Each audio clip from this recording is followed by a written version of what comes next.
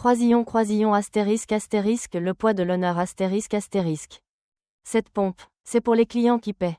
Pas pour les déchets comme toi. La voix de l'adjudant Dubois déchira l'air lourd de l'après-midi provençal.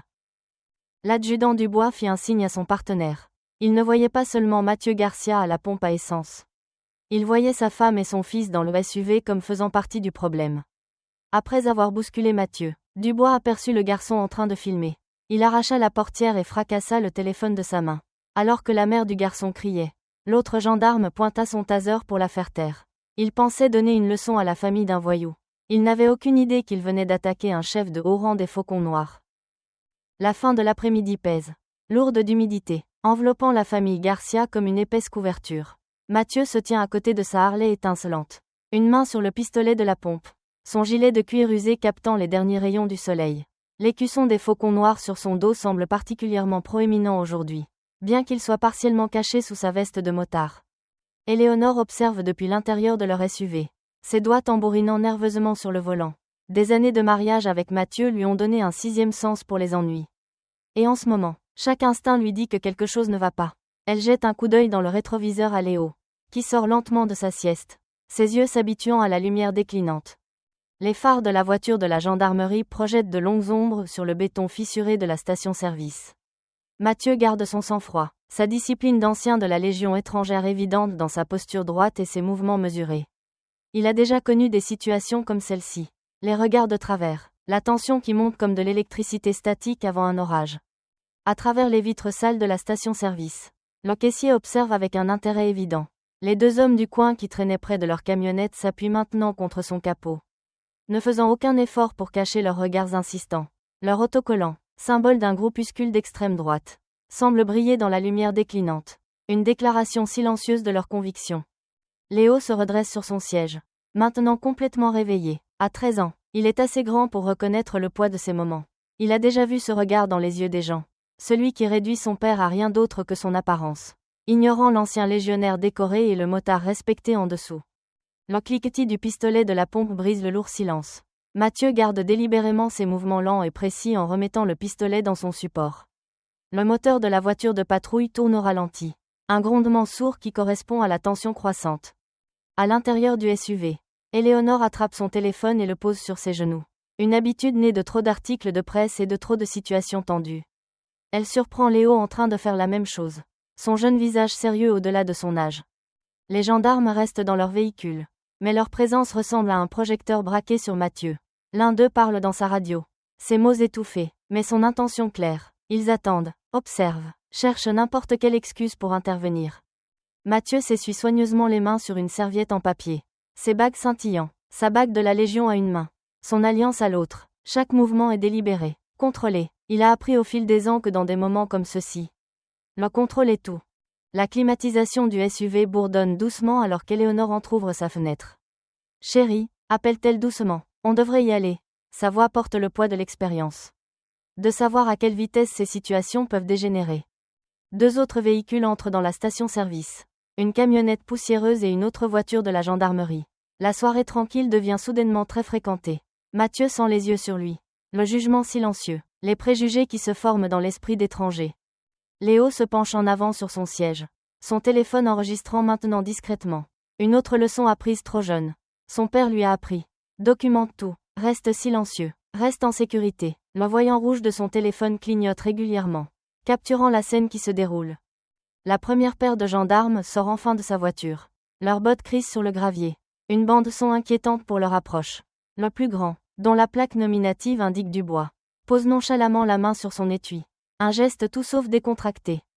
Mathieu prend son portefeuille, gardant ses mouvements visibles et lents. Le cuir de son gilet craque légèrement alors qu'il se tourne, faisant face aux officiers qui approchent avec la dignité tranquille qui est devenue son armure au fil des ans. Les néons de la station-service s'allument dans le crépuscule grandissant, projetant des ombres dures sur les visages de chacun. La scène semble suspendue dans le temps. Mathieu près de sa Harley. Les gendarmes avançant. Éléonore et Léo observant depuis le SUV. Et les badauds locaux attendant que quelque chose se passe. Un papillon de nuit voltige autour de la lumière la plus proche, créant des ombres dansantes sur le béton. L'air humide s'épaissit à chaque seconde qui passe. Lourd de mots non dits et de tensions à peine contenues. Le cliquetis de la pompe à essence semble avoir eu lieu il y a des heures. remplacé par le son des pas qui approchent et le murmure silencieux des communications radio. Les mains d'Éléonore serrent plus fort le volant. Sa formation d'infirmière la gardant extérieurement calme tandis que son cœur s'emballe. Elle sait que Mathieu gérera cela avec la même grâce qu'il a montrée d'innombrables fois. L'adjudant Dubois s'avance vers Mathieu. Ses bottes frappent le sol avec une force délibérée. Son visage se tord en un rictus alors qu'il réduit la distance. La main déjà posée sur son arme. Les mains où je peux les voir. Aboie-t-il. On a reçu un signalement de quelqu'un correspondant à votre description qui aurait volé le magasin Williams juste un peu plus loin sur la route. Mathieu garde ses mouvements mesurés et calmes. Des décennies de discipline militaire évidente dans son regard fixe. Monsieur, j'ai été sur la route avec ma famille toute la journée. Nous ne faisons que passer. Ses mains bougent lentement, cherchant son portefeuille. J'ai dit les mains où je peux les voir. La voix de Dubois claque comme un fouet dans l'air humide. Le gendarme Costa, son partenaire, tourne autour de la Harley de Mathieu, passant ses doigts sur le chrome avec un dédain évident.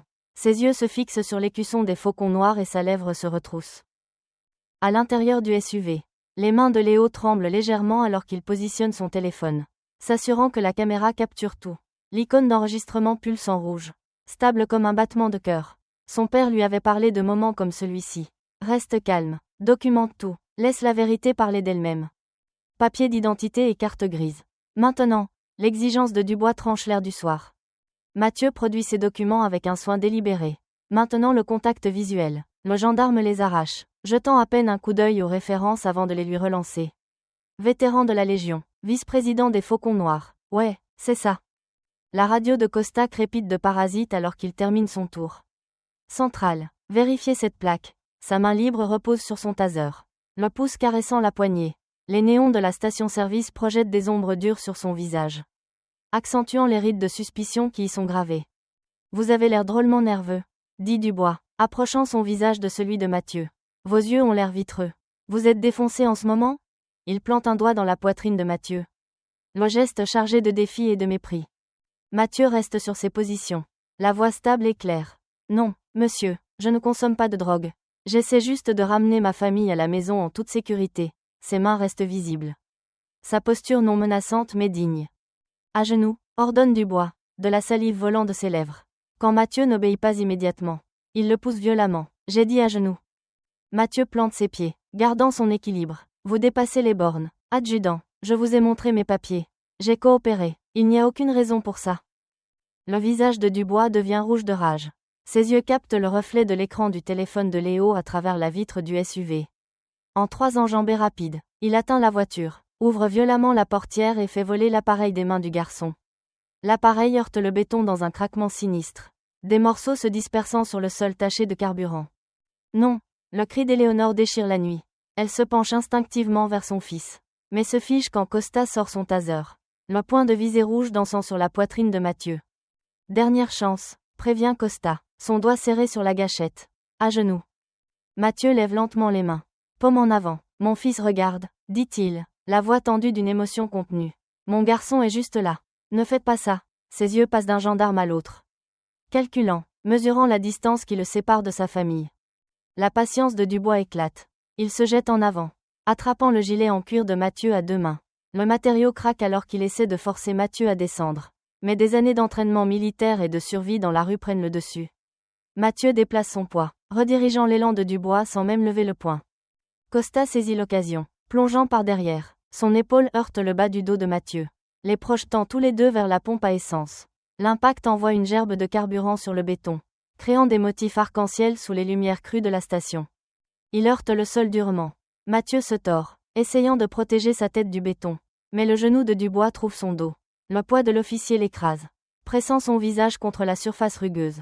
Le goût métallique du sang emplit sa bouche alors que sa lèvre se fend contre le sol. Arrêtez de résister, hurle Dubois, bien que Mathieu n'ait pas donné un seul coup de poing.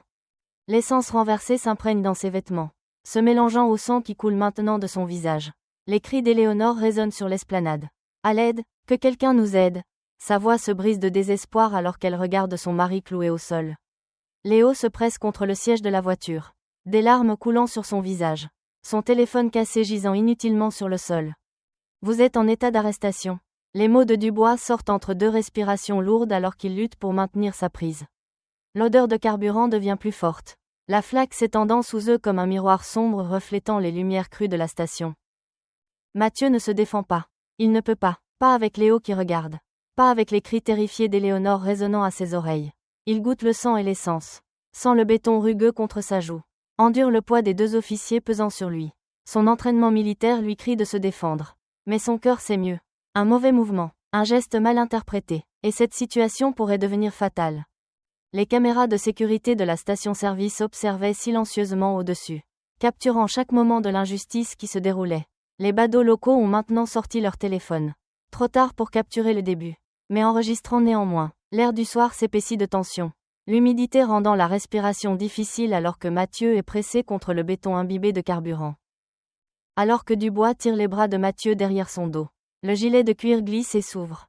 L'emblème rouge et blanc de la tête de mort des faucons noirs brille sous les néons. Les mots « vice-président » sont clairement visibles sur la bande inférieure. La prise de Costa se dessert instantanément. Son visage perdant toute couleur alors que la compréhension se fait jour.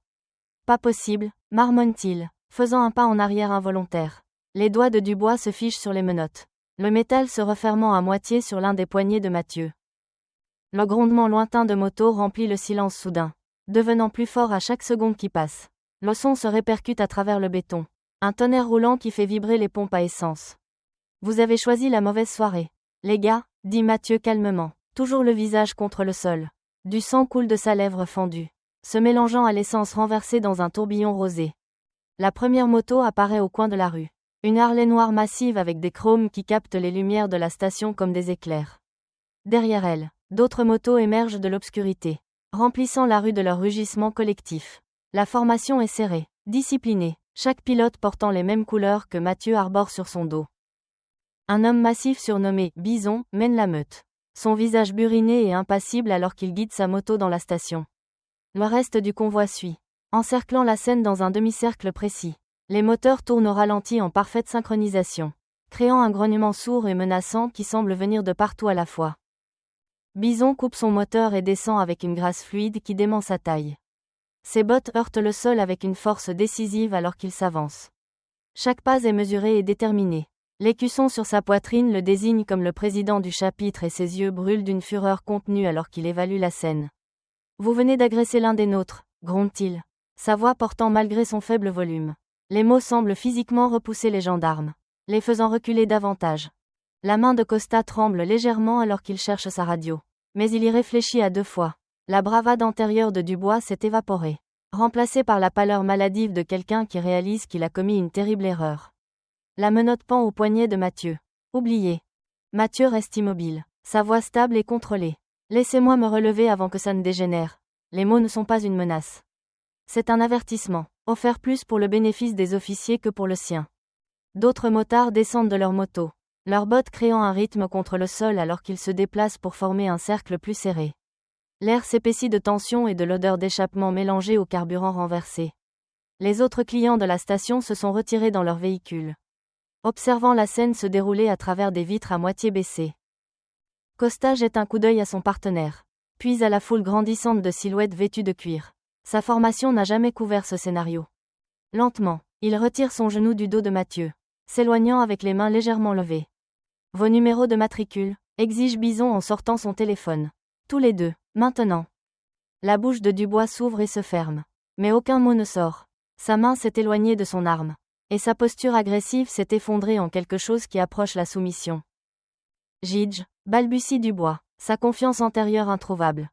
4793. Récite rapidement Costa, donnant un coup de coude à son partenaire. Le sien est le 5218. Mathieu se relève avec un soin délibéré. Ses mouvements contrôlés malgré la douleur évidente sur ses traits. Il redresse son gilet, sa dignité intacte malgré l'essence qui imbibe ses vêtements et le sang sur son visage. Éléonore se précipite avec Léo, l'enlaçant de ses bras. Le garçon enfouit son visage dans le flanc de son père, les épaules secouées de sanglots silencieux. Le cercle de motards se resserre presque imperceptiblement. Aucun d'entre eux n'a parlé ou bougé de manière agressive. Mais leur présence remplit l'espace d'une promesse tacite. Leurs écussons captent la lumière. Des soldats, des anciens de la Légion, des vétérans de combat parmi eux. Des hommes qui comprennent la discipline, la fraternité et les conséquences. Mathieu essuie le sang de sa lèvre avec le dos de sa main, laissant une traînée cramoisie sur sa peau. Ses yeux se verrouillent sur ceux de Dubois. Et à ce moment, la dynamique du pouvoir change complètement. Vous feriez mieux de prier pour que ce soit fini, dit-il, chaque mot clair et précis. Les gendarmes reculent, essayant de maintenir une certaine apparence de sang-froid professionnel. Ils se retirent vers leur voiture de patrouille à pas mesurés, ne tournant jamais le dos à la foule. Les gyrophares de la voiture s'éteignent. La démonstration d'autorité antérieure abandonnée. Bison s'approche de Mathieu, posant une main lourde sur son épaule. « Ça va, mon frère ? » « Je survivrai, » répond Mathieu, serrant plus fort Éléonore et Léo. « J'ai juste besoin de ramener ma famille à la maison. » Les motards s'écartent comme une vague, créant un chemin dégagé vers le SUV et la Harley de Mathieu. Éléonore aide Léo à monter dans la voiture, ses mains tremblant encore alors qu'elle l'attache. Elle récupère les morceaux de son téléphone brisé, les plaçant soigneusement dans son sac à main. La voiture de patrouille tourne au ralenti au bord du parking. Ses occupants remarquablement silencieux. Les motards rassemblés regardent Mathieu vérifier sa moto pour d'éventuels dommages. Leur présence formant un bouclier entre lui et toute autre interférence. Les caméras de sécurité de la station continuent leur surveillance silencieuse, ayant capturé chaque moment de la confrontation. Mathieu enfourche sa moto, grimaçant légèrement à cause des ecchymoses grandissantes. Il regarde Éléonore à travers la vitre du SUV, lui faisant un signe de tête rassurant. Le moteur rugit sous lui. Un son de puissance et de promesse. Pour l'instant, il semble que la situation se soit calmée. La famille quitte la station, laissant derrière elle une foule de témoins et 2 gendarmes qui ont soudainement beaucoup à réfléchir. L'autoroute s'étend, sombre et vide, devant Mathieu qui ouvre la voie sur sa Harley. Éléonore le suivant de près dans leur SUV. Le grondement régulier de sa moto offre peu de réconfort contre le froid qui s'est installé dans sa poitrine. Sa lèvre fendue palpite à chaque battement de cœur. Un rappel constant de ce qui vient de se passer. Dans ses rétroviseurs, il observe Éléonore conduire. Même à cette distance, il peut voir la tension dans sa posture. Ses mains agrippant le volant trop fermement. Sur la banquette arrière, Léo est assis, complètement immobile, bien loin de son animation habituelle. Le premier flash de phare dans son rétroviseur l'interpelle à peine. Mais lorsqu'il reste constant, s'ajustant exactement à leur vitesse, la mâchoire de Mathieu se crispe. Il reconnaît la forme distinctive de la calandre de la voiture de gendarmerie. La même que celle de la station-service. Ils n'ont pas fini, marmonne-t-il dans le vent, ses mots perdus dans l'air de la nuit. Son esprit parcourt les options, calculant les distances jusqu'à la prochaine ville, se demandant s'il doit appeler Bison. Mais avant qu'il ne puisse décider, d'autres phares apparaissent sur l'autoroute derrière eux. 2 autres voitures de gendarmerie rejoignent la première, leur présence formant un convoi intimidant. Mathieu les observe dans ses rétroviseurs, son entraînement au combat prenant le dessus alors qu'il évalue la menace. Ils sont en train d'être rabattus, réalise-t-il, guidés comme du bétail à l'abattoir. La confirmation arrive quelques instants plus tard lorsqu'un 4e jeu de phare apparaît devant. Venant vers eux, un grand véhicule de police franchit délibérément la ligne médiane, forçant Mathieu et Éléonore à ralentir. Le véhicule se met en travers des 2 voies, créant une barrière infranchissable. Mathieu reconnaît l'insigne doré sur la portière. Le véhicule personnel du commandant. Son cœur se serre alors qu'il arrête sa Harley. Éléonore s'arrêtant à côté de lui. Les voitures de patrouille derrière eux créent une boîte étanche, coupant toute possibilité de retraite. Le projecteur du véhicule de tête s'allume, les baignant dans une lumière blanche et crue. Une voix crépite au haut-parleur, dégoulinant d'une fausse autorité. Descendez du véhicule, Monsieur Garcia. Mathieu se tourne pour regarder Éléonore à travers la vitre du SUV. Ses yeux sont grands de peur. Mais il y a aussi de la force. La même force qui les a portés à travers tous les défis qu'ils ont affrontés ensemble. Il lui fait un subtil signe de tête, essayant de transmettre une confiance qu'il ne ressent pas entièrement. « Ça va aller ?» crie-t-il à Léo, assez fort pour que sa voix passe à travers la vitre de la voiture. « Reste calme, mon fils. » Mathieu descend de sa moto lentement, gardant ses mouvements délibérés et non menaçants. Ses bottes crissent sur le gravier de l'accotement alors qu'il fait 2 pas en avant. Les mains levées à hauteur d'épaule. Le projecteur le suit, créant des ombres dures qui dansent sur l'asphalte. Une silhouette émerge de derrière la lumière. Le commandant Bernard. Son insigne capte l'éblouissement alors qu'il s'approche. Il y a quelque chose dans sa démarche. Une arrogance qui parle d'un homme dont l'autorité n'a jamais été remise en question. Derrière Mathieu, les portières de voiture s'ouvrent et se ferment alors que Dubois et Costa sortent de leur véhicule.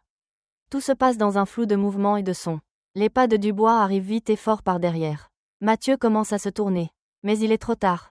Le plaquage de l'officier les envoie tous les 2 s'écraser sur l'asphalte. L'impact chasse l'air des poumons de Mathieu alors que Costa bondit, lui tordant les bras en arrière avec une force inutile. Les menottes mordent ses poignets, se refermant bien plus serrés que nécessaire. La joue de Mathieu racle le pavé rugueux. Rouvrant sa lèvre fendue, il peut à nouveau goûter le sang. métallique et chaud. Arrêtez, vous n'avez pas le droit de faire ça.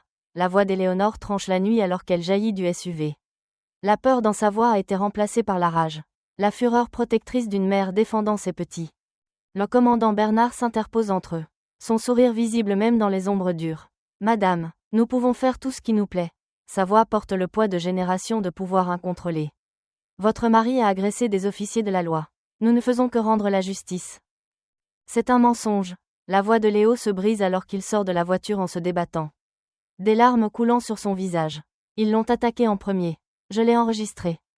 Ce téléphone est détruit. Gamin, ricane Dubois, en relevant Mathieu. Il n'y a aucune preuve de rien.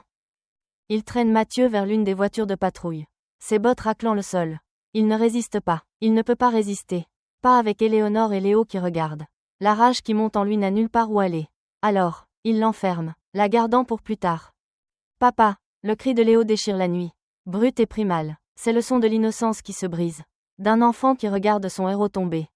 Mathieu veut répondre, offrir un peu de réconfort. Mais Dubois le pousse à l'arrière du véhicule avant qu'il ne puisse parler. À travers la vitre, Mathieu regarde sa famille devenir plus petite alors que la voiture s'éloigne. Éléonore serre Léo contre elle. Tous deux illuminés par le projecteur cruel. Les lumières de la station-service sont de minuscules points au loin maintenant. S'estompant comme des étoiles à l'aube. Tu aurais dû t'en aller. Costa, se murmure Mathieu, goûtant le sang et une vérité amère. Les menottes s'enfoncent dans ses poignets alors que la voiture de patrouille accélère dans l'obscurité. L'emportant loin de tout ce qu'il aime. La maison d'arrêt départementale se dresse contre le ciel qui s'assombrit. Un bâtiment de béton trapu qui semble absorber le peu de lumière qui reste. La pluie commence à tomber alors que la voiture de gendarmerie entre dans le SAS. De grosses gouttes tambourinent contre le toit métallique. Mathieu est assis, parfaitement immobile, sur la banquette arrière, son entraînement militaire l'aidant à garder son sang-froid malgré la rage qui bouillonne en lui. Deux gardiens l'extraient de la voiture. Leur prise inutilement serrée sur ses biceps. Les néons à l'intérieur projettent une lueur verdâtre et maladive sur les murs sales de la zone d'enregistrement. L'air sent l'eau de javel et la sueur. Teinté de quelque chose de plus sombre. La peur peut-être, ou le désespoir. Les pas lourds du commandant Bernard résonnent dans le couloir alors qu'il s'approche. C'est un homme imposant, dominant la plupart de ses subordonnés. Avec des yeux froids qui rappellent à Mathieu les requins qu'il avait vus pendant son service.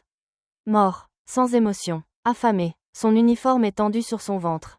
Son insigne brillant sous les lumières crues. Tiens, traîne Bernard, tournant autour de Mathieu comme un vautour. On dirait qu'on a un vrai dur à cuire. Un faucon noir qui pense pouvoir venir dans mon département et manquer de respect à mes officiers. Il s'arrête devant Mathieu. Trop près, envahissant son espace. Déshabillez-le, enregistrez-le, et assurez-vous que notre ami motard apprenne quelques manières. Les gardiens forcent Mathieu à entrer dans une petite pièce au mur de béton. L'un d'eux, un jeune homme avec des cicatrices d'acné et des yeux méchants. Ricane, tout nu. Mathieu obéit lentement, méthodiquement, gardant son visage neutre, même alors que sa dignité est dépouillée pièce par pièce. Ils le font rester nu pendant qu'il se moque de ses tatouages. De l'emblème de la Légion sur son épaule. Des noms de frères tombés au combat sur ses côtes. De l'alliance ancrée autour de son doigt. Écarté, ordonne le gardien aux cicatrices d'acné. Enfilant un gant en latex avec une lenteur délibérée. La fouille est brutale, humiliante. Conçu pour le briser, Mathieu fixe son regard sur une fissure dans le mur. Son esprit dérivant vers le désert. Vers les pires moments auxquels il a survécu. On lui donne une combinaison orange qui sent le détergent industriel et qui est rêche comme du papier de verre contre sa peau. Les gardiens le font marcher le long d'un long couloir bordé de cellules. D'autres détenus écrient à son passage. Mathieu catalogue tout, le nombre de virages, l'emplacement des caméras, les angles morts de la surveillance. La cellule dans laquelle il le jette mesure à peine 2 mètres sur 2,5, avec un combiné toilette-lavabo en métal et un matelas fin sur une dalle de béton. La porte claque avec un bruit final. Le son résonnant sur les murs comme un glas. Mathieu s'assoit sur le bord de la couchette, contrôlant soigneusement sa respiration. Ses côtes le lancinent là où Dubois l'a frappé pendant l'arrestation. Mais il met la douleur de côté, la compartimentant comme on le lui a appris dans la Légion. Des bruits de pas s'approchent. Lourd, délibéré, un gardien apparaît. Différent des autres, il est bâti comme un joueur de rugby, avec un tatouage dans le cou qui dépasse de son col. Sans avertissement, sa botte frappe les côtes déjà meurtries de Mathieu. La douleur explose dans son flanc, mais il ne fait aucun bruit. Il a été frappé plus fort par de meilleurs hommes que celui-ci. Le gardien semble déçu par le manque de réaction. Pas si dur sans tes potes motards. Hein ? Raille le gardien, puis il crache par terre avant de s'éloigner. Mathieu s'adosse au mur froid, fermant les yeux. Dans son esprit, il revoit la scène de la station-service. Image par image, l'approche initiale, l'agressivité de Dubois, la façon dont Costa tournait comme un requin. Il analyse chaque moment, cherchant ce qu'il aurait pu faire différemment. Ne trouvant rien.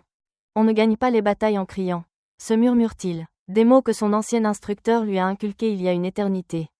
On les gagne en survivant. Les lumières du bloc cellulaire s'éteignent. Puis s'éteignent complètement, ne laissant que la faible lueur du couloir. Dehors, le tonnerre gronde dans le ciel. Le son étouffé par les épais murs de béton. Mathieu s'allonge sur le matelas fin, les mains croisées sur sa poitrine, fixant l'obscurité. Il pense à Éléonore et Léo, espérant qu'ils sont rentrés chez eux en toute sécurité. Il imagine Éléonore passer des appels, activant ses contacts. Elle a toujours été la plus intelligente, la planificatrice. Léo sera effrayé, confus, en colère. Le souvenir du cri de son fils alors qu'il s'éloignait le blesse plus profondément que n'importe quelle blessure physique. Un autre coup de tonnerre gronde plus près maintenant. L'orage s'installe comme l'artillerie de la nature.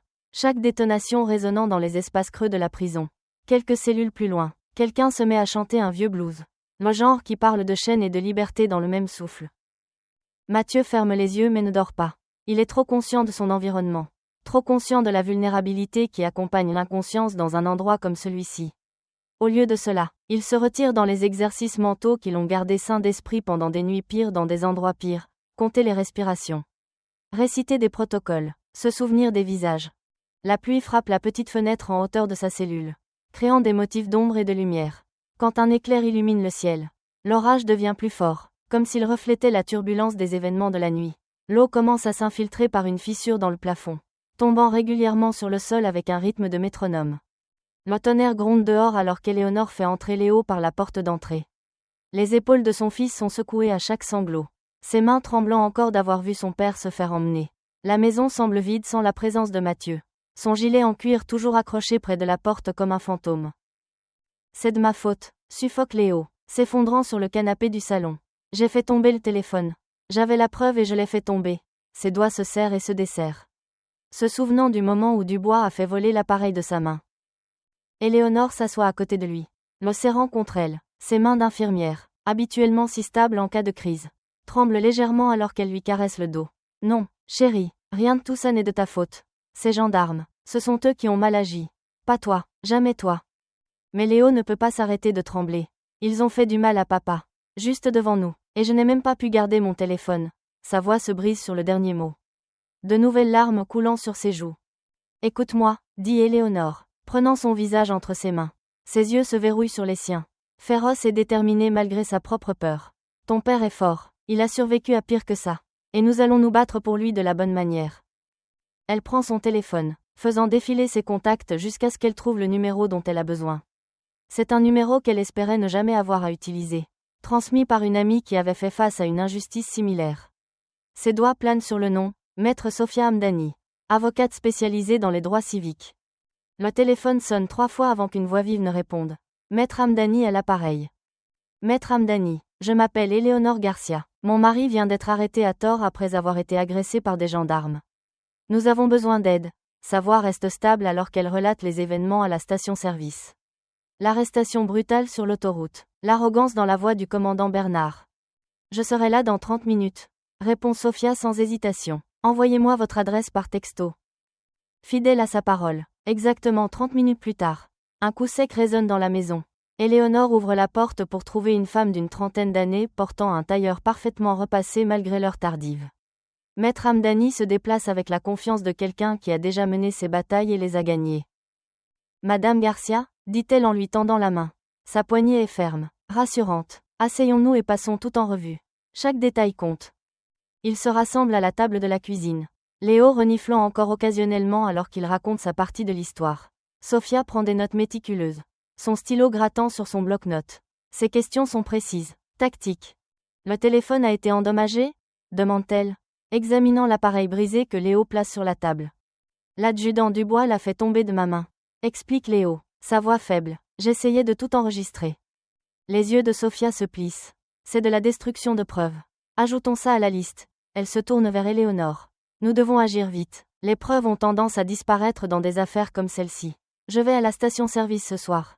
Les caméras de sécurité ont peut-être tout filmé. Je viens avec vous, dit Éléonore, déjà debout. Non, Répond fermement Sofia. Restez avec votre fils. Il a besoin de vous ici. Je m'occupe de cette partie. Elle rassemble ses affaires. Ses mouvements efficaces et déterminés. Ils pensent pouvoir se cacher derrière leurs insignes. Mais ils ont choisi la mauvaise famille cette fois. En quelques minutes, la voiture de Sofia disparaît dans la rue. Éléonore regarde par la fenêtre alors que les feux arrière s'estompent dans l'obscurité. Léo s'est finalement endormi sur le canapé, l'épuisement l'emportant sur son anxiété. L'employé de nuit de la station-service est jeune, à peine sorti de l'adolescence. Ses mains tremblent alors que Sofia se présente, ses yeux se dirigeant vers la porte comme s'il s'attendait à des ennuis. J'ai tout vu, admet-il dans un murmure. Ces gendarmes, c'est eux qui ont commencé. Monsieur Garcia faisait juste le plein. Ils sont venus chercher la bagarre. Les caméras de sécurité, dit Sofia en désignant les appareils montés dans les coins. Elles fonctionnaient ? L'employé hoche lentement la tête. Système numérique, enregistre tout. Mais il regarde à nouveau autour de lui. Sa voix baissant encore plus. Les gens du commandant Bernard sont déjà passés pour demander les images. Ils les ont prises ? Non.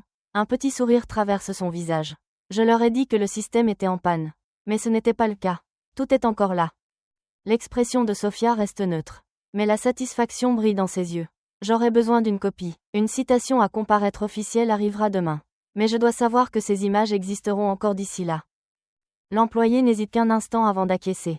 Donnez-moi 5 minutes. Pendant qu'elle attend, Sofia sort, inspectant la scène. L'essence renversée a été nettoyée. Mais des taches sombres marquent encore le béton où le sang de Mathieu est tombé. Elle prend des photos avec son téléphone, documentant tout. De retour à la maison des Garcia, Éléonore se tient dans le jardin, fixant l'horizon où des éclairs de chaleur scintillent au loin. L'air est lourd d'humidité et de la promesse d'autres orages. Elle s'en lasse, se sentant petite face à l'immensité du ciel nocturne. Tiens bon, chérie, murmure-t-elle dans l'obscurité. On arrive. Les mots flottent dans le vent, emportant sa promesse dans la nuit. Derrière elle, à travers la fenêtre, elle peut voir Léo toujours endormi sur le canapé. Son visage enfin paisible dans son sommeil. Elle reste là un long moment, puisant de la force dans le calme. Demain apportera ses propres batailles. Des appels à passer, des déclarations à faire, un système à combattre. Mais pour l'instant, dans ce moment, entre la crise et l'action, elle s'autorise à ressentir tout le poids de sa peur, de sa colère, de son amour. À l'intérieur de la maison d'arrêt, les néons bourdonnaient au-dessus comme des guêpes en colère. Mathieu était allongé sur son matelas fin, chaque respiration envoyant des douleurs aiguës dans ses côtes là où les gardiens l'avaient frappé. La cellule était à peine assez grande pour faire les 100 pas. Avec des murs en béton couverts d'années de messages gravés par les détenus précédents. La matraque d'un gardien cliqueta contre les barreaux. Debout, le dur à cuire, la voix dégoulinait de moquerie. Mathieu ne bougea pas. Il ne leur donna pas la satisfaction d'une réponse. Il avait appris dans la Légion que parfois, le silence était l'arme la plus puissante. J'ai dit, debout. Le gardien frappa la matraque plus fort. Le bruit métallique résonnant dans le bloc cellulaire. Mathieu se leva lentement, son visage un masque de calme malgré la douleur. Le gardien, Miller, selon sa plaque nominative, ricana à travers les barreaux. C'est l'heure de l'inspection, motard. Ils le firent rester là pendant qu'il fouillait sa cellule, dispersant ses quelques affaires sur le sol. Son matelas fut retourné, son oreiller déchiré, quand ils ne trouvèrent rien. Leur frustration se manifesta par des bousculades plus dures. Une manipulation plus brutale. Les mains contre le mur, aboya Miller. La fouille au corps était délibérément brutale. Conçue pour humilier, Mathieu fixa ses yeux sur une fissure dans le béton, se souvenant des mots d'Éléonore. Reste fort, mais reste intelligent. Dans la cour plus tard dans la journée, Mathieu resta à l'écart, observant, apprenant les rythmes de l'endroit. Les autres détenus lui laissèrent de l'espace. Sa réputation l'avait précédé, tous sauf un. C'est un bel écusson que tu as gagné. La voix venait d'un homme plus âgé assis à une table voisine. Ses cheveux gris coupés courts. Ses yeux étaient vifs, intelligents. Je m'appelle Marcel. J'étais syndicaliste avant qu'il ne m'enferme ici sur de fausses accusations. Mathieu l'étudia un moment avant de s'asseoir. Il y avait quelque chose de digne de confiance dans le visage buriné de Marcel. Une dignité que la prison n'avait pas réussi à lui enlever. 15 ans, continua Marcel en hochant la tête vers les gardiens. J'ai vu beaucoup d'hommes passer par ici en pensant que leur réputation les protégerait. Mais ici, il tapota la table. Ici, cet écusson ne signifie pas la même chose que dehors. Je le sais, répondit doucement Mathieu. Vraiment ? Marcel se pencha en avant. Parce que ce que je vois, c'est un homme qui s'accroche à sa colère comme si elle allait le sauver. Mais tu as quelque chose de mieux que la colère. Tu as du pouvoir dehors. Un vrai pouvoir, le genre qui rend nerveux des hommes comme Bernard. Avant que Mathieu ne puisse répondre, la voix du gendarme Costa coupa leur conversation. Il se tenait à la clôture de la cour. Son insigne brillant au soleil. Tiens, tiens, le grand motard se fait déjà des amis? Mathieu ne se retourna pas. Costa s'approcha, ses bottes crissant sur le gravier. Tu sais ce que je vois quand je te regarde? Pas cet écusson dont tu es si fier. Juste un autre. Choisis ton prochain mot avec soin. Dit doucement Mathieu, sans toujours se retourner. Costa rit, mais il y avait de l'incertitude dans son rire. Aucun écusson ne te sauvera ici. Garcia, souviens-toi de ça. Il s'éloigna en essayant de maintenir son arrogance. Marcel le regarda partir. Celui-là a peur. Les hommes qui ont peur sont dangereux. Je connais son type, répondit Mathieu. Il suit les ordres, se dit qu'il fait juste son travail. Mais il y prend trop de plaisir. La journée s'éternisa, marquée par d'autres fouilles aléatoires. D'autres inspections de routine. Chaque fois, les gardiens trouvaient de nouvelles façons de faire mal sans laisser de marque. Mathieu absorbait tout, archivant chaque visage, chaque nom, chaque insulte. Cette nuit-là, allongé dans sa cellule, Mathieu entendit des voix résonner depuis le poste de garde. Il reconnut le ton nerveux de Costa, le grognement colérique de Dubois. Le rapport doit être retravaillé, disait Costa. On ne peut pas juste dire. On dit ce que je te dis de dire. Le coupa Dubois. Écrit qu'il a frappé le premier. Écrit qu'il a résisté. Fais en sorte que ça tienne. Leur rire parvint jusqu'au couloir. Mec, t'as vu sa tête quand j'ai fait voler le téléphone des mains du gamin? Les doigts de Mathieu se crispèrent sur sa fine couverture. Il pensa à l'expression terrifiée de Léo. Au cri d'Éléonore. L'image de son fils le regardant se faire traîner brûlait derrière ses yeux.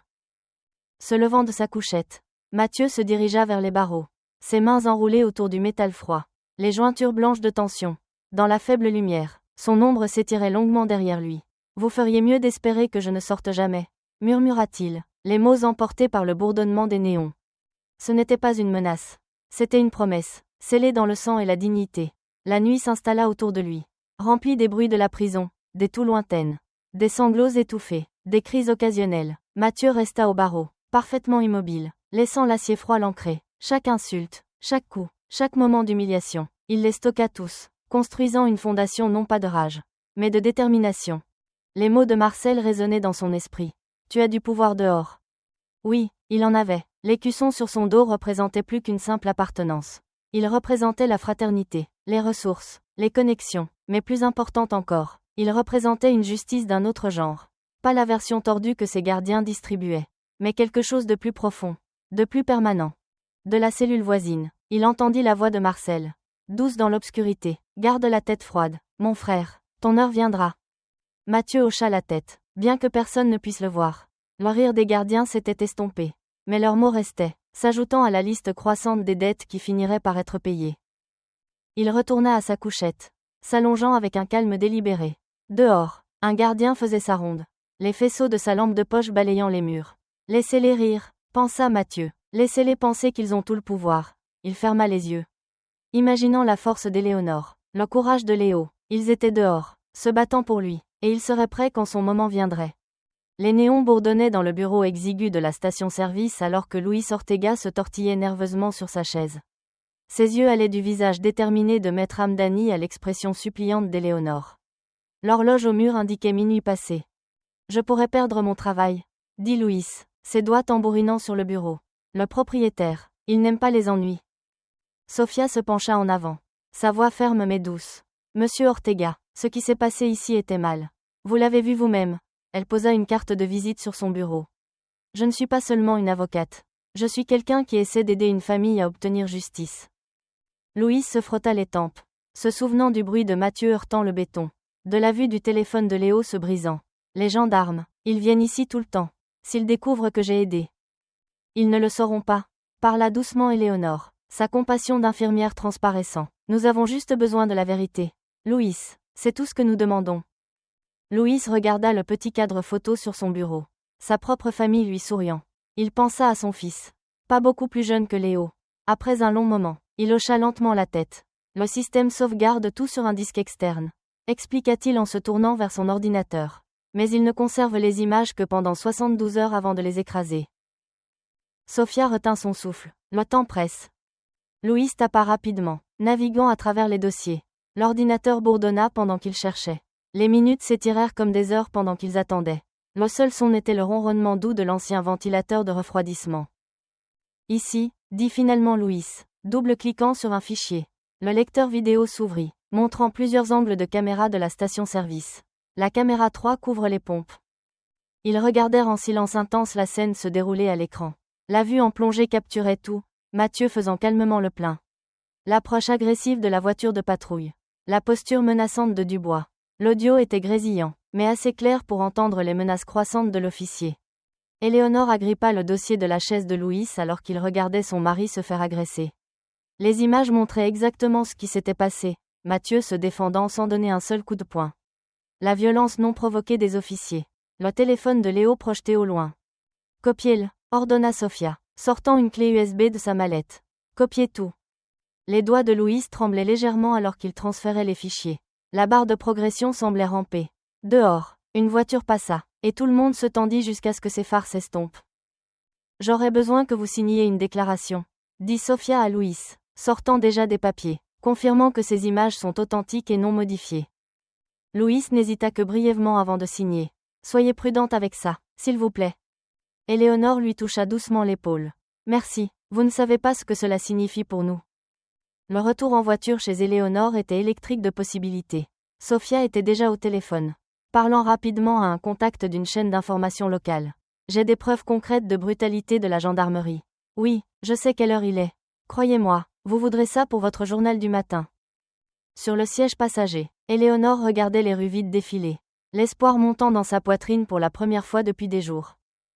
Ils arrivèrent dans son allée pour trouver Léo toujours éveillé, assis sur les marches du porche malgré l'heure tardive. Vous l'avez eu ? Demanda-t-il, se levant d'un bond à leur approche. Sofia brandit la clé USB. On a tout eu, chérie, chaque seconde. À l'intérieur, ils se blottirent autour de l'ordinateur portable d'Éléonore, regardant à nouveau les images. Les mains de Léo se crispèrent en poing alors qu'il regardait son père se faire attaquer. Mais il y avait de la détermination sur son jeune visage. Je peux le mettre en ligne ? Demanda-t-il. Les gens ont besoin de voir ça. Sofia réfléchit un instant. Juste un court extrait pour l'instant. Nous ne voulons pas montrer tout notre jeu avant que l'article de presse ne sorte. Léo hocha la tête, sortant déjà son téléphone. Il travailla rapidement, sélectionnant un segment de 30 secondes qui montrait la vue la plus claire de l'agression des officiers. Ses doigts volèrent sur l'écran alors qu'il le postait sur plusieurs plateformes. Maintenant, on attend, dit Sofia en regardant sa montre. L'équipe du journal du matin travaille déjà sur l'histoire.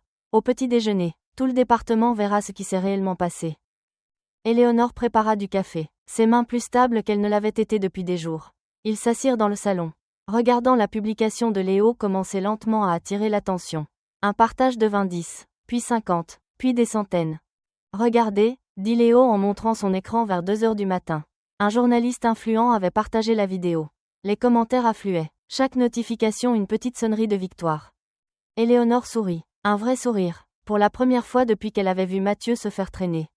Ils verront la vérité maintenant, murmura-t-elle, passant un bras autour de son fils.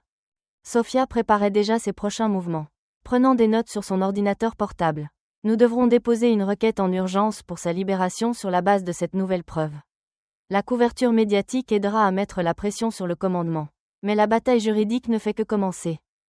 La nuit s'éternisa, mais aucun d'eux ne se sentait fatigué. Ils étaient dynamisés par un but. Par la connaissance que la justice avait été capturée avec une clarté numérique. Les images étaient irréfutables. Un enregistrement brut de la vérité qu'aucun rapport de gendarmerie ne pourrait contredire. À 3 heures du matin, la vidéo était devenue virale dans leur région. Des hashtags étaient en tendance. Des chaînes d'information locales appelaient le téléphone de Sofia. La vérité se propageait comme une traînée de poudre. Des pixels de justice illuminant les écrans à travers le pays. Pendant tout ce temps, Éléonore garda les yeux sur la photo de famille accrochée au mur. Mathieu dans son gilet de cuir, souriant, un bras autour d'elle, l'autre autour de Léo. Bientôt, pensa-t-elle, bientôt ils seraient de nouveau réunis. Dehors, la nuit cédait la place au gris de l'aube.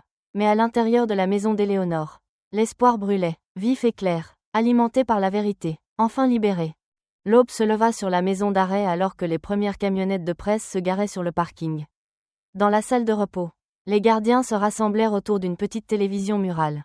Leur tasse de café gelée à mi-chemin de leurs lèvres alors que les images passaient. Flash spécial ce matin, annonça la présentatrice, la voix grave. Une vidéo exclusive révèle des preuves troublantes de brutalité de la gendarmerie dans une station-service locale. Les images de sécurité d'une clarté cristalline remplirent l'écran. Il n'y avait aucun moyen de se cacher de la vérité. Mathieu faisant calmement le plein. L'approche agressive des gendarmes. L'assaut non provoqué. L'audio captait chaque menace, chaque insulte. La victime, identifiée comme Mathieu Garcia, est un vétéran décoré de la Légion étrangère et un membre de haut rang du club de motards Les Faucons Noirs. Poursuivit la journaliste. Des sources indiquent qu'il reste en détention pour ce que son avocate qualifie d'accusations fabriquées. Les téléphones se mirent à sonner dans tout le bâtiment.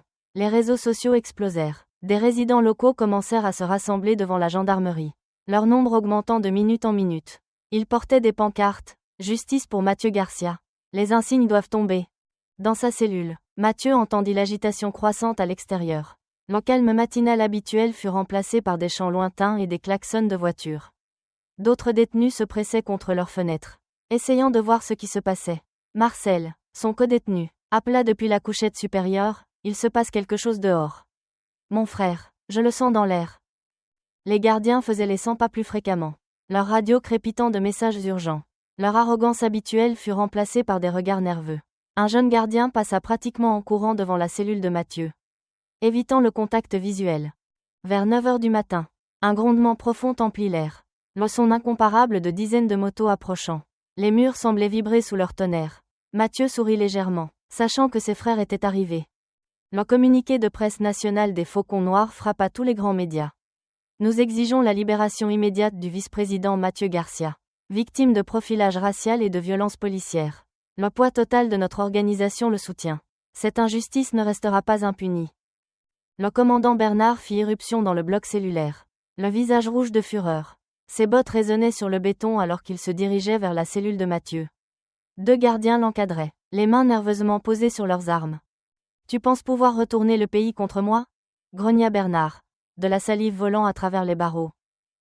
Mathieu se leva lentement, sa présence calme remplissant la petite cellule. On dirait que c'est déjà en train d'arriver. Sa voix était calme, mais portait un tranchant capable de couper l'acier. « C'est moi qui dirige ce département. » Bernard frappa sa main contre les barreaux. « Pas pour longtemps, » répondit Mathieu, impassible. « Cette vidéo montre tout. Vos hommes ont merdé. Commandant, maintenant tout le monde le sait. » Dehors, le rugissement des motos devint assourdissant. Des centaines de motos encerclaient la prison, leurs moteurs créant un mur de son qui faisait trembler les fenêtres. La foule de manifestants acclama leur arrivée. Les caméras des informations locales capturèrent la scène. Des motards vêtus de cuir se garant en formation parfaite. Leurs écussons brillantes au soleil du matin. Des groupes d'anciens combattants les rejoignirent. Des drapeaux français levés haut. Des militants des droits civiques se donnèrent le bras avec les motards. Une alliance improbable unie dans un même but. De retour dans le bloc cellulaire. La tension était électrique. Les gardiens chuchotaient entre eux. Leur bravade habituelle se fissurant. À travers sa fenêtre, Mathieu pouvait voir de petits fragments de la foule rassemblée. Le son de leur chant filtrait à travers. « Libérez Mathieu Garcia! Libérez Mathieu Garcia !» Marcel gloussa depuis sa couchette. Ils ne sont pas prêts pour ce genre de pression. Mon frère, regarde-les transpirer. Mathieu observa attentivement le visage de Bernard, notant la lueur de peur derrière la colère. Le pouvoir du commandant était construit sur l'intimidation. Mais maintenant c'était lui qui se sentait intimidé. Votre insigne ne vous protégera pas de la vérité. Dis doucement Mathieu, ces caméras ont tout filmé. Chaque mensonge dans votre rapport est sur le point d'éclater. Bernard s'approcha des barreaux, baissant la voix en un murmure rauque. Tu penses que des motards et des manifestants me font peur ? J'ai géré pire. Il ne s'agit pas de peur, répondit Mathieu. Il s'agit de justice, et elle vient pour vous. Que vous ayez peur ou non. Une autre vague de motos arriva. Leur grondement combiné noyant tous les autres sons. Le personnel de la prison semblait de plus en plus mal à l'aise. À travers les fenêtres, ils pouvaient voir des hélicoptères de presse tourner au-dessus. Un gardien se précipita, chuchotant de manière urgente à l'oreille de Bernard. Le visage du commandant s'assombrit en écoutant. Sans un autre mot, il se retourna et sortit en trombe, ses bottes claquant rapidement sur le béton. Les autres détenus commencèrent à frapper sur leurs cellules, ajoutant à la cacophonie extérieure. Le rythme correspondait au chant des manifestants. Libérez-le! Libérez-le! Mathieu se rassit sur sa couchette, parfaitement immobile et calme. Il pouvait imaginer Éléonore et Léo là-bas dans la foule, se tenant fort. Cette pensée lui arracha un léger sourire. À travers sa fenêtre, il aperçut des écussons familiers, des chapitres des Faucons Noirs de toute la France. Les couleurs rouges et blancs brillaient au soleil du matin. Leur message était clair. Touchez à l'un de nous. Vous aurez affaire à nous tous.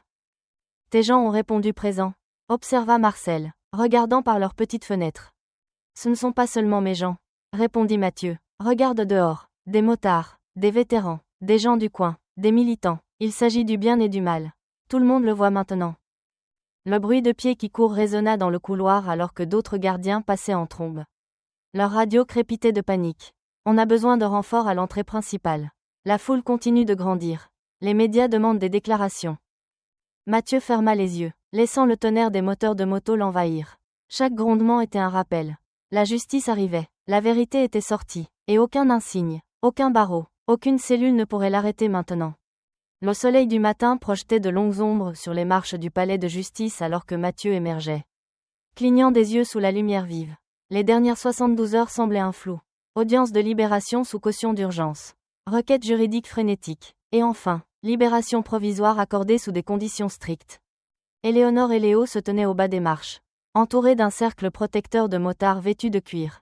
Au moment où Mathieu apparut, Léo se libéra et courut monter les escaliers, manquant de renverser son père en se jetant contre lui. « Papa » sanglota Léo, son visage pressé contre la poitrine de Mathieu. « Je pensais qu'il te garderait pour toujours. » Mathieu enlaça son fils, son sang-froid se fissurant pour la première fois depuis son arrestation. Des larmes coulèrent sur ses joues burinées alors qu'il serrait son garçon contre lui. « Je suis là maintenant, mon fils, je suis là. » Éléonore monta les marches plus lentement, ses propres larmes coulant librement. Quand elle les atteignit, Mathieu la serra dans ses bras. La famille resta là, se tenant l'un l'autre, leur corps secoués par l'émotion. « Je suis tellement désolé, » murmura Mathieu dans les cheveux de sa femme. « Je n'ai jamais voulu que vous voyiez ça tous les deux. » « N'ose même pas t'excuser, » dit férocement Éléonore. « Tu n'as rien fait de mal. Rien. » La foule de sympathisants éclata en acclamations. Les motos firent vrombir leurs moteurs en signe de célébration. Les caméras de télévision capturèrent le moment où la famille descendit les marches du palais de justice ensemble. Bison s'approcha, serrant la main de Mathieu d'une poignée ferme. « On a prévu quelque chose pour toi, mon frère. Grand rassemblement ce soir. Montrons à ces salauds à un signe ce qu'est le vrai pouvoir. » Au coucher du soleil, le parc principal de la ville était bondé de milliers de sympathisants. Des motos bordaient chaque espace disponible, leur chrome brillant dans la lumière déclinante. Des vétérans se tenaient épaule contre épaule avec les membres du club. Des familles locales avaient amené leurs enfants.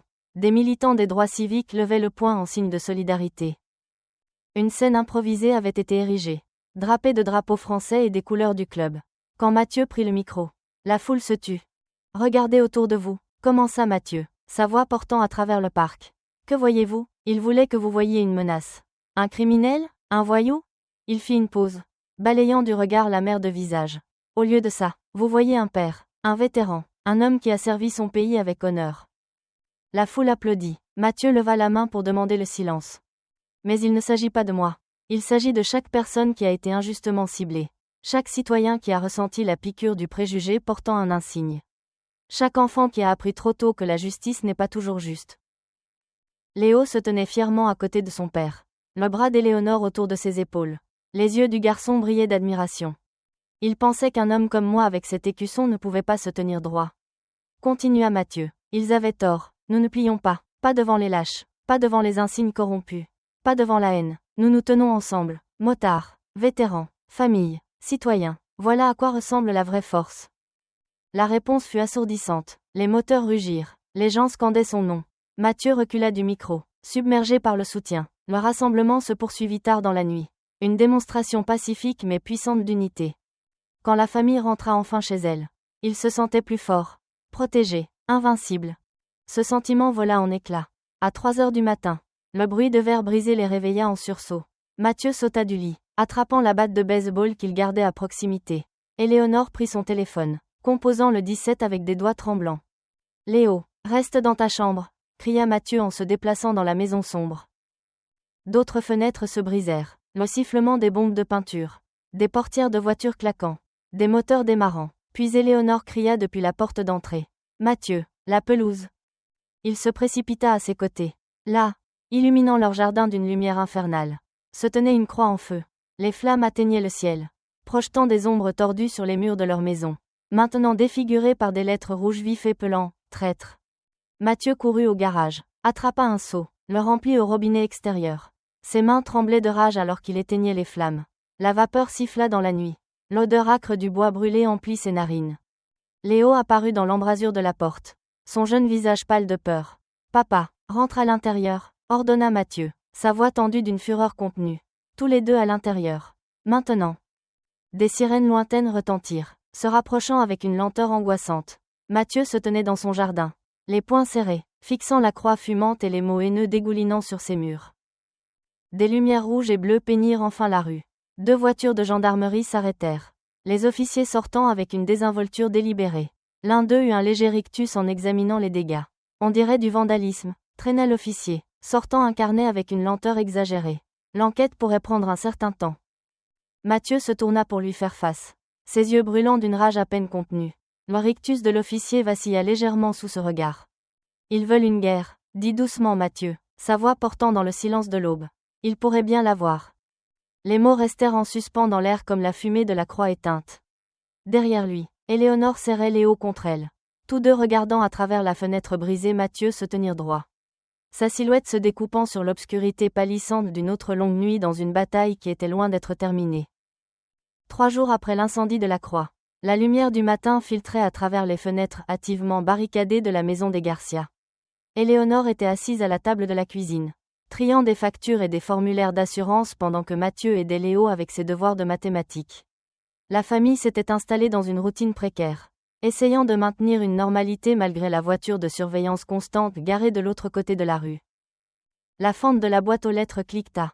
Mathieu se leva pour ramasser le courrier, fouillant parmi les publicités et les factures jusqu'à ce que sa main se fige sur une enveloppe à l'allure officielle. Sa mâchoire se crispa en lisant l'adresse de l'expéditeur. Tribunal de grande instance. Qu'est-ce que c'est ? Demanda Éléonore, remarquant son expression. Mathieu déchira l'enveloppe, ses yeux parcourant le document à l'intérieur, son visage s'assombrissant à chaque ligne.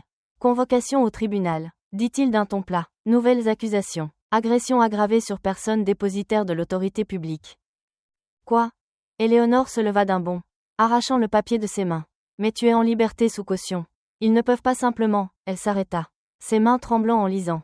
C'est impossible, tu n'as jamais touché ces officiers. Léo leva les yeux de ses devoirs, la peur revenant dans ses yeux. Papa. Mathieu posa une main ferme sur l'épaule de son fils. Ça va, laisse-moi appeler Sophia. Avant qu'il ne puisse atteindre son téléphone, celui-ci sonna. Le numéro de Maître Hamdani s'afficha à l'écran. Mathieu, dit-elle sans préambule, sa voix tendue de colère contenue. Je viens de recevoir la notification. C'est Bernard qui est derrière ça. Mon contact au tribunal dit qu'il a soumis de nouvelles preuves hier. Des images prétendument récupérées de la caméra de bord montrant que vous avez porté le premier coup. C'est un mensonge, cria Éléonore. Assez près pour entendre. Nous avons la vidéo de la station-service. Ils prétendent que cela s'est produit avant que les images de la station-service ne commencent. Expliqua Sophia. Je suis certaine que c'est fabriqué. Mais ils agissent vite. Trop vite. Quelque chose ne va pas. Mathieu fit les 100 pas dans la cuisine, ses bottes lourdes sur le linoléum. Qu'est-ce qu'on risque avec ces nouvelles accusations ? 5 à 10 ans minimum. Sophia fit une pause. Mathieu, ils vont bientôt venir te chercher. C'est le coup de Bernard pour te remettre derrière les barreaux où il le pourra. Des phares balayèrent les fenêtres barricadées. Plusieurs véhicules s'arrêtaient à l'extérieur. Ils sont là, dit doucement Mathieu. Ne résiste pas, ordonna Sophia. J'arrive. Quoi qu'il arrive, nous nous battrons. Des pas lourds s'approchèrent de la porte d'entrée. Léo attrapa le bras de son père. Papa, s'il te plaît. Les coups commencèrent. Gendarmerie, ouvrez. Mathieu regarda Éléonore, qui se dirigeait déjà vers la porte. Attends, dit-il doucement. Il s'agenouilla devant Léo, posant ses 2 mains sur les épaules tremblantes de son fils. Regarde-moi, mon fils. Tu te souviens de ce que je t'ai appris sur le fait d'être fort ? Léo hocha la tête, des larmes coulant sur ses joues. Ce n'est pas un adieu. C'est juste un autre combat à mener. Fais confiance à ta mère. Fais confiance à Sophia. Elles savent comment gagner cette bataille. Les coups devinrent plus forts. Dernier avertissement. Ouvrez la porte. Éléonore ouvrit avant qu'il ne puisse la défoncer. 4 gendarmes en tenue tactique firent irruption. Armes au poing. Derrière eux se tenait le commandant Bernard. Un sourire satisfait sur le visage. Mathieu Garcia, annonça le chef d'équipe. Vous êtes en état d'arrestation pour agression sur personne dépositaire de l'autorité publique. Mettez vos mains où nous pouvons les voir. Mathieu leva lentement les mains, gardant ses mouvements délibérés et calmes. Mon fils est là, faisons ça dans le calme. 2 agents s'approchèrent avec des menottes tandis que les autres gardaient leurs armes pointées sur Mathieu. L'acier froid cliqueta autour de ses poignets. Non, Léo se libéra de l'emprise d'Éléonore, courant vers son père. S'il vous plaît, ne l'emmenez pas, il n'a rien fait de mal. Léo, dit fermement Mathieu, bien que son cœur se brisait. Reste avec ta mère. J'ai besoin que tu sois fort pour elle maintenant. Les agents commencèrent à conduire Mathieu vers la porte. Léo suivit en sanglotant, jusqu'à ce qu'Éléonore le rattrape dans ses bras.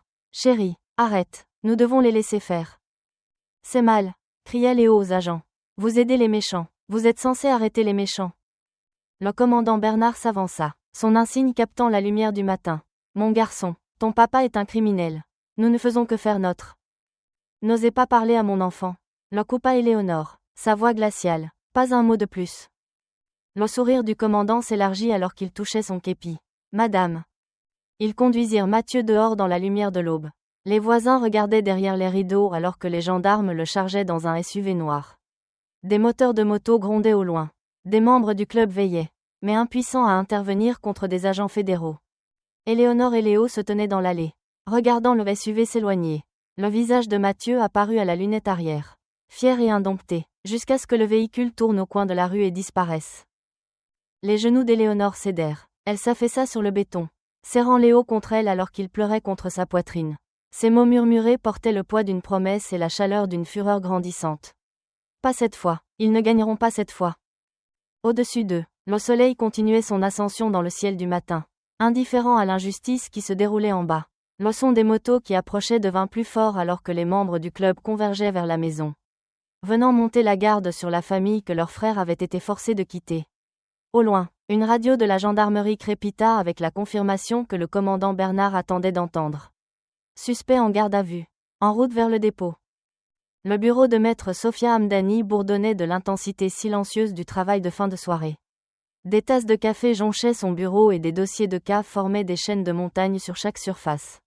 Ses yeux brûlaient de fixer son écran d'ordinateur. Mais elle ne pouvait pas s'arrêter. Elle ne s'arrêterait pas tant que Mathieu était de nouveau en détention sur la base de mensonges. Son téléphone vibra. Un autre texto anonyme. Vérifiez vos emails maintenant. Sofia cliqua sur rafraîchir. Un nouveau message apparut d'une adresse qu'elle ne reconnaissait pas. Gardien788-protonmail.com. La ligne d'objet disait « Preuve Bernard ». Sa main trembla légèrement en cliquant. Un seul fichier audio était joint. Intitulé « Commandant MP3 ». Elle brancha ses écouteurs et appuya sur play. La voix traînante distinctive du commandant Bernard emplit ses oreilles. J'ai ce motard exactement où je le veux.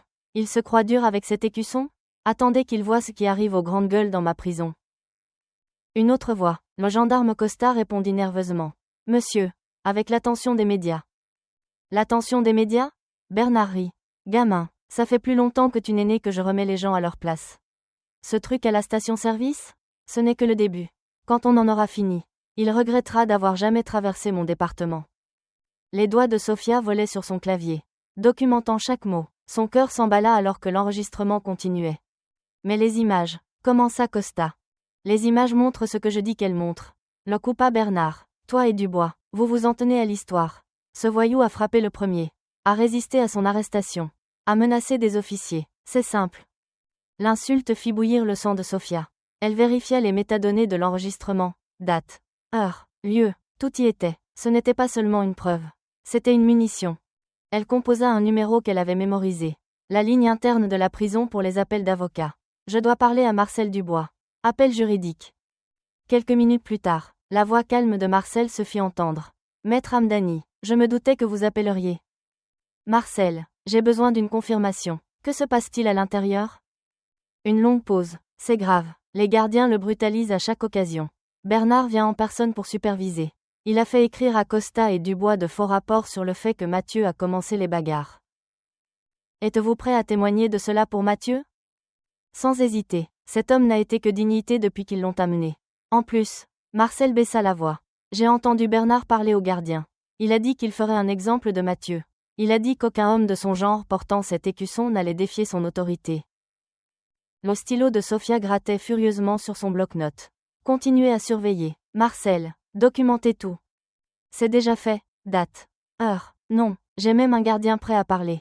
Un jeune qui ne supporte pas ce qu'il voit. Après avoir raccroché, Sofia appela Éléonore. Malgré l'heure tardive, elle répondit à la première sonnerie. J'ai quelque chose, dit Sofia, mais j'ai besoin de plus. C'est témoin de la station-service. Nous avons besoin de déclarations officielles. Je suis en avance sur vous, répondit Éléonore. Des papiers bruissèrent en arrière-plan. Louis, le propriétaire de la station, Il est prêt à signer une attestation sur l'honneur concernant les images de sécurité. Il dit que Bernard a essayé de le presser de les perdre. Parfait. Qui d'autre? 3 clients qui ont tout vu. Le caissier adolescent. J'ai même un camionneur qui a enregistré une partie sur son téléphone. Un angle différent de la vidéo de Léo. Sofia consulta la chronologie de son dossier. Nous devons agir vite. Les accusations fédérales signifient des règles fédérales. Obtenez ces attestations demain. Je vous enverrai un notaire. Elle termina l'appel et fixa son mur de preuves. Des photos, des documents et des post-it créaient une toile de corruption centrée sur le portrait officiel souriant de Bernard. Maintenant, enfin, elle avait la pièce manquante. La porte de son bureau s'ouvrit. Son assistant juridique, James, entra avec du café frais et des yeux écarquillés. Vous devez voir ça, dit-il en tournant sa tablette vers elle. Une publication sur les réseaux sociaux devenait virale. Des images de téléphone portable provenant de l'intérieur de la prison. Un gardien avait secrètement enregistré Bernard criant sur Mathieu dans sa cellule. Pas si dur sans ton gang. Hein, c'est ma maison ici. Le nombre de vues grimpait de milliers chaque minute. Les commentaires affluaient de tout le pays. Le hashtag justice pour Mathieu était en tendance. Téléchargez tout, ordonna Sofia, sa voix tranchante de détermination. Faites des captures d'écran des chiffres. Documentez la propagation. Je veux que ce soit préservé avant qu'il n'essaie de le supprimer. Elle se retourna vers son ordinateur, les doigts volant sur le clavier alors qu'elle rédigeait une requête en urgence. Les preuves se rassemblaient, l'enregistrement audio, le témoignage de Marcel, les attestations des témoins, les vidéos virales, un schéma de harcèlement, de racisme et d'abus de pouvoir si clair qu'il ne pouvait être ignoré. Son téléphone vibra à nouveau. Un autre texto anonyme. D'autres choses arrivent. Continuez à surveiller. Sofia sourit sombrement à son reflet dans la fenêtre sombre. Tu es fini, commandant, murmura-t-elle en continuant à taper. Tu ne le sais juste pas encore. Elle travailla toute la nuit, construisant son dossier pièce par pièce. L'enregistrement tournait en boucle dans ses écouteurs. Chaque écoute renforçant sa détermination. Chaque mot raciste, chaque aveu de corruption, chaque menace serait jouée au tribunal. Laissons un jury entendre le vrai commandant Bernard. L'aube se levait lorsque James apporta un autre café. Les informations locales reprennent l'histoire. Rapporta-t-il. Il diffuse les images de la prison à 6 heures. Sofia hocha la tête, tapant toujours. La requête comptait maintenant 60 pages. Une documentation complète des violations des droits civiques. De la subornation de témoins. De la fabrication de preuves et de la discrimination raciale. Elle les avait tous nommés. Bernard, Costa, Dubois, chaque gardien qui avait participé. Son téléphone s'alluma avec un texto d'Éléonore. Premier témoin prêt à signer. Quand est-ce qu'on commence? Sofia regarda son mur de preuves une dernière fois. La photo de Bernard semblait moins imposante maintenant. Son rictus plus désespéré que confiant. Tout se mettait en place. Elle répondit par texto. Je suis là dans 1 heure. Il est temps de leur montrer à quoi ressemble vraiment la justice. Le palais de justice se dressait comme un grand-père sévère. Tout en colonnes de marbre et en lourdes portes en bois. À l'intérieur de la salle d'audience 3, la lumière du matin filtrait à travers de hautes fenêtres, projetant de longues ombres sur la galerie bondée. Mathieu était assis à la table de la défense dans un costume impeccable. Son gilet de cuir habituel remplacé par un professionnalisme sur mesure. Derrière lui, des rangées de membres des Faucons Noirs remplissaient les bancs. Leur couleur délibérément absente, mais leur présence indubitable. Éléonore lui serra la main sous la table. Léo était assis, rigide, à côté d'elle, essayant de paraître courageux. Le garçon n'avait pas bien dormi depuis le début des arrestations. Mais aujourd'hui, ses yeux étaient clairs et concentrés. La juge Renaud entra, sa robe noire bruissant. La cour est ouverte, annonça l'huissier. La salle s'installa dans un silence tendu. Le procureur, un jeune homme nommé Davidson, s'approcha du pupitre. L'État prouvera que Mathieu Garcia a agressé 2 officiers lors d'un contrôle de routine. Objection. La voix de Maître Hamdani trancha l'air comme une lame. La caractérisation par le Conseil d'un contrôle de routine porte préjudice au jury alors que les preuves montreront un profilage racial. Accordé, la juge Renaud hocha la tête. Choisissez vos mots avec soin. Monsieur Davidson. Davidson balbutia son exposé liminaire. Sa confiance déjà ébranlée, lorsque Maître Hamdani se leva pour la défense. Sa présence commanda la salle. Elle se déplaçait avec une grâce délibérée. Chaque pas mesuré. Mesdames et messieurs du jury, commença-t-elle, sa voix riche d'une colère contenue. Ce procès ne concerne pas un contrôle routier. Il concerne l'abus de pouvoir. Il concerne une gendarmerie qui a décidé que la loi ne s'appliquait pas à eux. Aujourd'hui, vous verrez exactement ce qui s'est passé à cette station-service. Pas leur version, la vérité. Elle fit un geste vers un grand écran qu'on roulait. L'accusation prétend que M. Garcia a attaqué le premier. La vidéo raconte une histoire différente. Les lumières s'éteignirent. Les images de sécurité commencèrent à jouer. D'une clarté cristalline sous plusieurs angles. La salle d'audience regarda l'adjudant Dubois s'approcher agressivement de Mathieu pendant que le gendarme Costa tournait comme un prédateur. Ils virent les réponses calmes de Mathieu. Ses mains levées, ses tentatives de désescalade. Quand Dubois lança le premier coup, plusieurs jurés eurent un hoquet. Les images montraient Mathieu se défendant sans riposter, même alors que les deux officiers le plaquaient au sol. Quelqu'un dans la galerie murmura « Mon Dieu ». Maître Hamdani laissa la vidéo se dérouler dans son intégralité. Quand les lumières se rallumèrent, elle fit face au jury. Voilà ce qui s'est réellement passé. Mais il y a pire. Elle lança un fichier audio. La voix du commandant Bernard emplit la salle d'audience. Chaque insulte raciste et chaque déclaration menaçante résonnant sur les murs. Mathieu observa les visages du jury. Choc, dégoût, colère. Une femme âgée se couvrit la bouche de sa main. Votre honneur. Davidson se leva d'un bond. Cet enregistrement a été obtenu légalement par un lanceur d'alerte. Contrat Maître Hamdani. Chaîne de possession documentée. Horodatage vérifié. Souhaitez-vous voir le rapport d'authentification? La juge Renaud fit signe à Davidson de se rasseoir. L'enregistrement est recevable. Maître Hamdani appela son premier témoin. Le gendarme Alan Costa. Il se traîna jusqu'à la barre, évitant le contact visuel avec tout le monde. En particulier le commandant Bernard, qui était assis, furieux, au premier rang.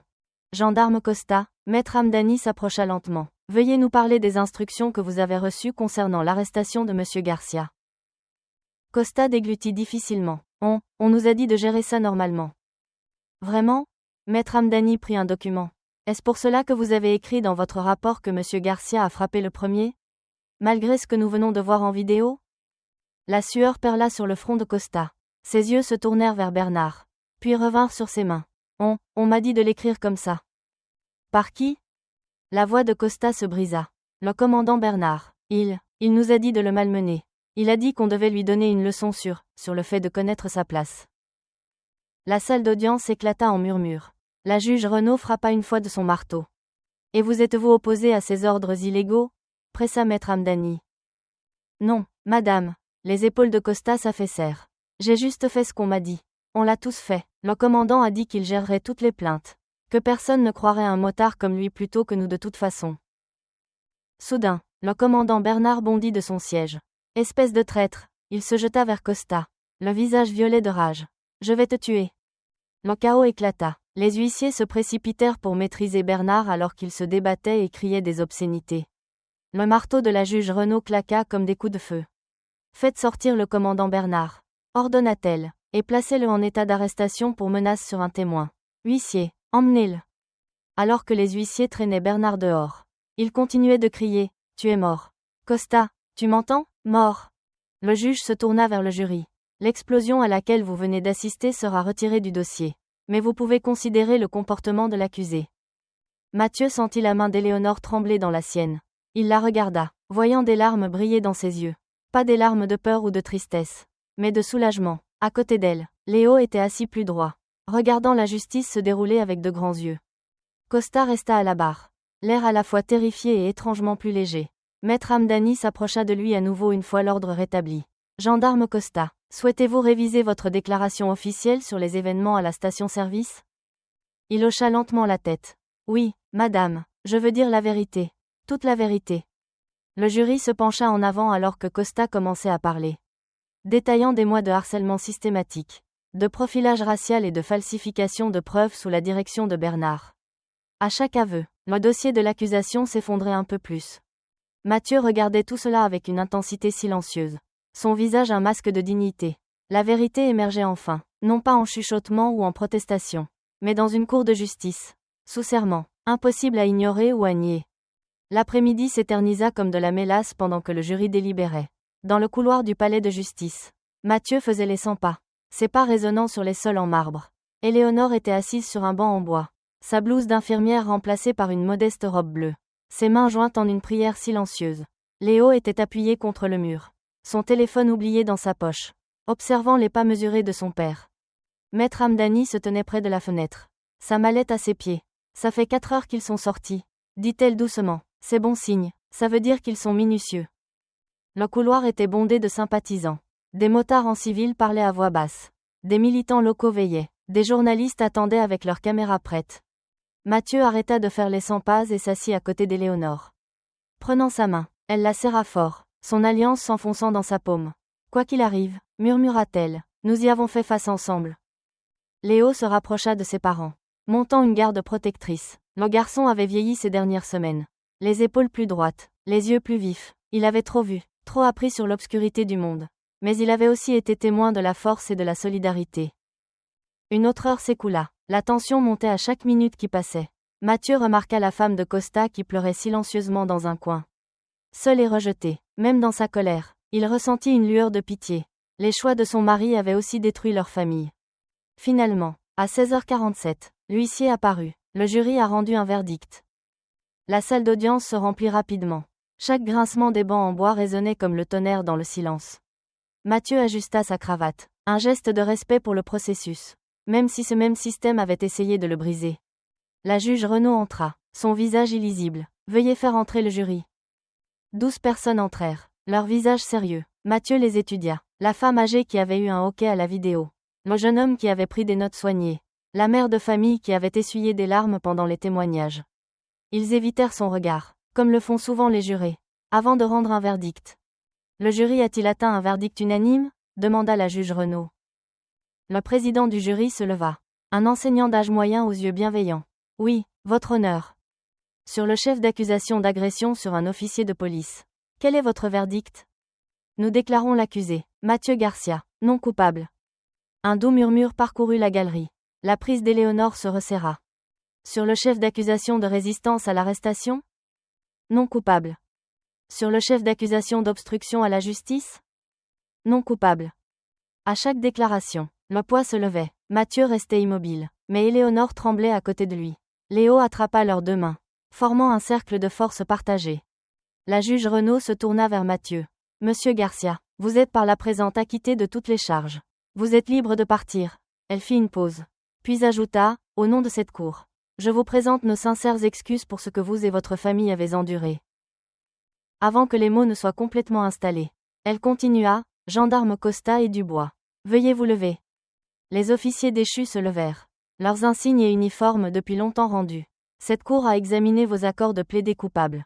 Sur la base de votre aveu de culpabilité aux charges d'agression, de rédaction de faux rapports et de violation des droits civiques. Vous êtes par la présente condamné à 5 ans de prison ferme. Elle les fixa d'un regard sévère. Vos actions ont déshonoré vos insignes et violé la confiance de cette communauté. Costa hocha légèrement la tête. Acceptant son sort, Dubois fixait le sol, son arrogance passait brisée, alors que les huissiers les emmenaient.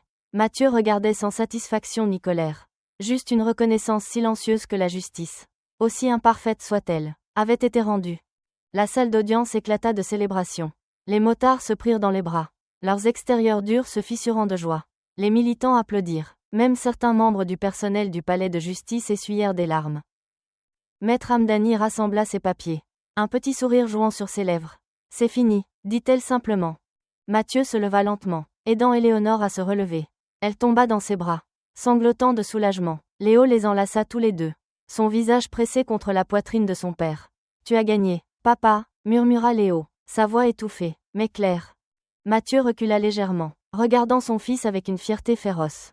Non, c'est astérisque nous astérisque qui avons gagné. Tous ensemble. Ils sortirent de la salle d'audience. À travers les couloirs où Mathieu avait fait les 100 pas enchaînés quelques semaines auparavant. Chaque pas semblait différent maintenant. Non pas la démarche lourde d'un prisonnier, mais la foulée assurée d'un homme innocenté. Les portes du palais de justice s'ouvrirent sur la lumière vive de l'après-midi. Une foule s'était rassemblée sur les marches, retenue par des barrières. Les caméras de télévision tournaient alors que des centaines de motos rugissaient à l'unisson. Un salut tonitruant qui résonnait sur les bâtiments.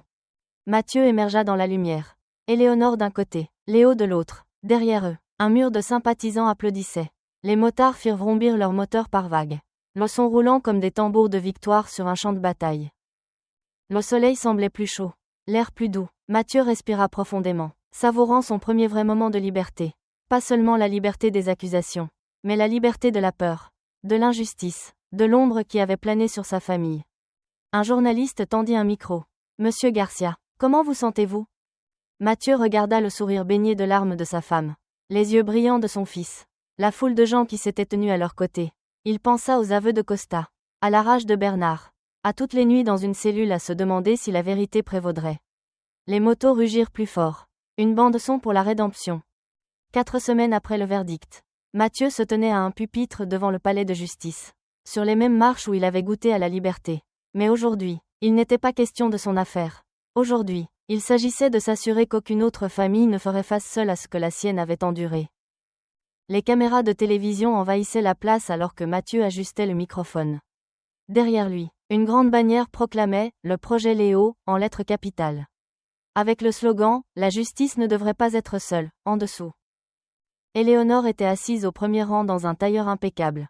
Son emploi du temps d'infirmière libérée pour ce moment.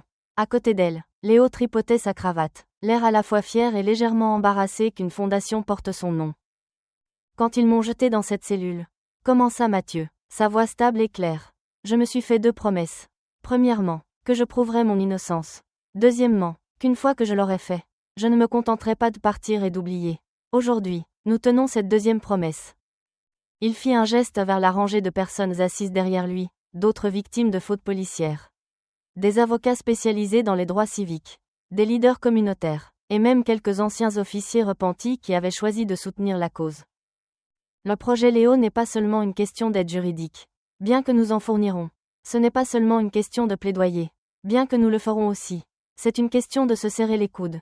C'est s'assurer que lorsque quelqu'un fait face à un abus de pouvoir, il n'y fait pas face seul. Les flashs des appareils photo crépitèrent alors que Mathieu décrivait la mission de la Fondation, soutien juridique aux victimes.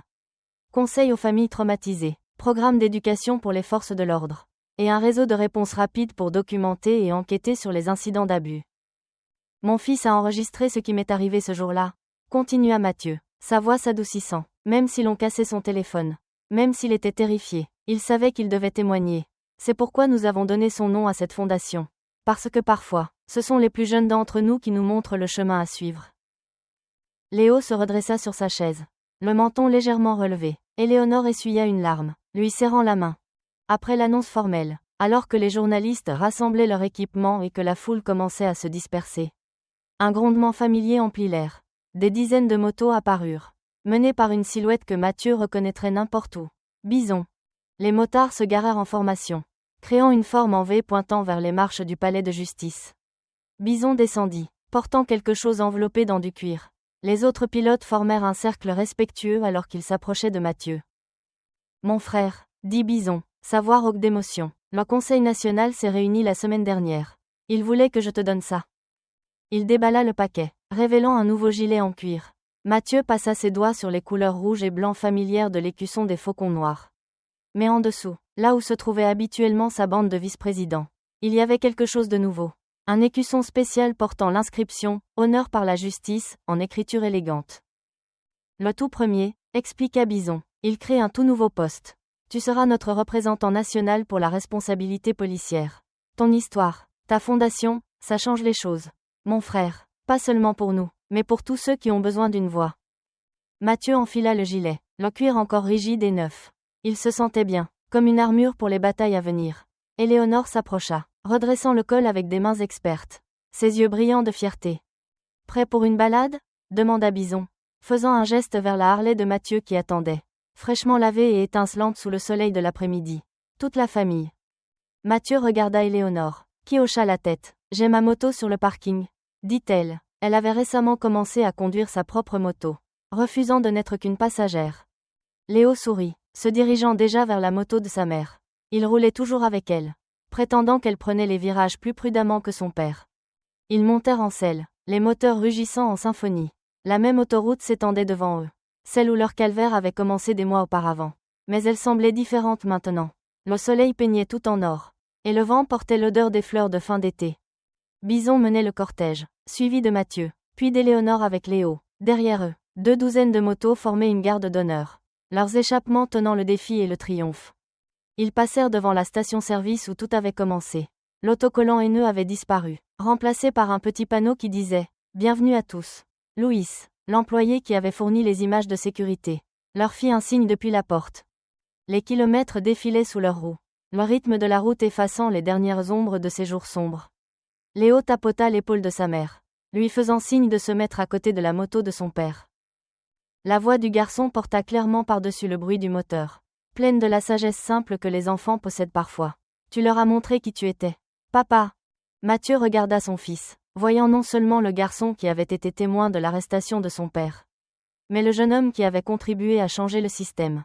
Il vit aussi Éléonore, forte et indépendante sur sa propre moto, non plus seulement en soutien sur la touche, mais traçant son propre chemin à ses côtés. Il sourit à la route devant lui, l'avenir se déroulant comme un ruban infini de possibilités. Non, mon fils, cria-t-il en retour, sa voix portée par le vent. Nous leur avons montré qui nous étions. Ils roulèrent, le soleil couchant peignant leurs longues ombres sur l'asphalte. Non plus seulement un homme et sa famille, mais les symboles de quelque chose de plus grand. La preuve que la justice, bien que pas toujours rapide, pouvait encore prévaloir, que se tenir ensemble était plus fort que de se tenir seul. Que même dans les moments les plus sombres, la dignité et la détermination pouvaient éclairer le chemin. Derrière eux, les motos tenaient, un témoignage roulant de l'unité, de la famille, et du pouvoir de refuser de baisser les bras. Le projet Léo ne faisait que commencer, mais son message résonnait déjà sur les autoroutes et les routes de France. La justice ne devrait pas être seule, et ses défenseurs non plus.